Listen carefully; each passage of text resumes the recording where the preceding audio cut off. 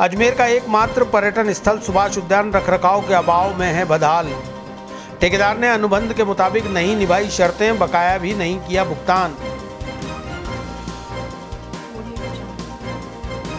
Aryabhata college, Ajmer का best college, A grade ranking by BTU Bikaner, best infrastructure of fashion and interior design, hitech computer lab, modern hotel management block, skill based learning, excellent sports facility, up to ₹30,000 covid special scholarship, free bus facility for girls, admissions open, BCA, BBA, fashion design, interior design and hotel management, now at new campus opposite Ryan school, Maharana Pratap Nagar, Kotra, Ajmer. Ajmer के प्रमुख पर्यटन स्थलों में शुमार सुभाष उद्यान की हालत lockdown के दौरान बदहाल हो गई। संबंधित ठेकेदार ने इस उद्यान के रखरखाव के साथ ही यहां आने वाले पर्यटकों से टिकट वसूलने का भी अनुबंध किया था, लेकिन लॉकडाउन के चलते उद्यान और पार्क बंद हुए तो ठेकेदार ने अनुबंध की शर्त के मुताबिक उसका रखरखाव भी नहीं किया, जिसके चलते घास बढ़ गई। पेड़ पौधे और जंगली घास सूखने से उद्यान की सुंदरता खत्म होती चली गई।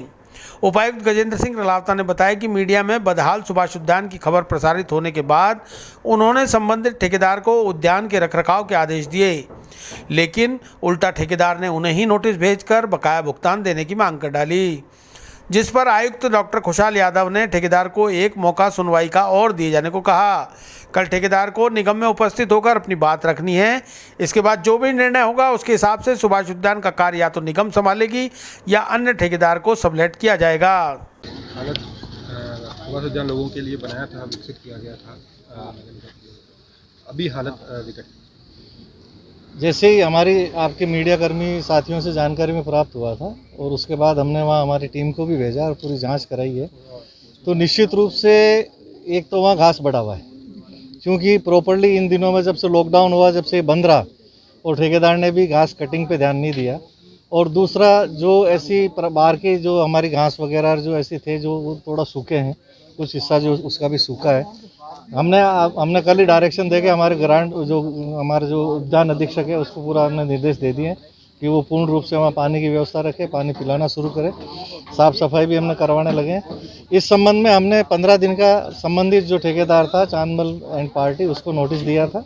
15 दिन का समय पूर्ण हो चुका है। उन्होंने उसको सुधारना या उसका गलती मानने के स्थान पे उन्होंने एक नोटिस भेज के निगम को ये कहा कि साहब मेरे इतने पैसे मिलने चाहिए, मेरे लॉकडाउन का इतना भुगतान होना चाहिए। इस तरीके से उसने कोई 71 लाख रुपए का भुगतान का भी किया। चूँकि हमने जो हमारा ओएंडम था, जो अनुबंधन था, उसकी शर्त अनुसार उसे 15 दिन का दिया था, जिसके बाद में अगर वो संसाधन नहीं सुधारता है, व्यवस्थाएं नहीं सुधारता है, तो उसको डिबार किया जा सके, उसको निरस्त किया जा सके। इस प्रक्रिया में आयुक्त महोदय ने कल हमें एक बार पुनः उसको सुनवाई का मौका देने के लिए निर्देशित किया है, जिसमें हमने उनसे संबंधित को हमें सूचित किया है। तो उसने कल दिन में 3 बजे का समय लिया है कि साहब मैं बाहर हूँ और कल 3 बजे आके मैं आपकी सुनवाई में उपस्थित हो सकता हूँ।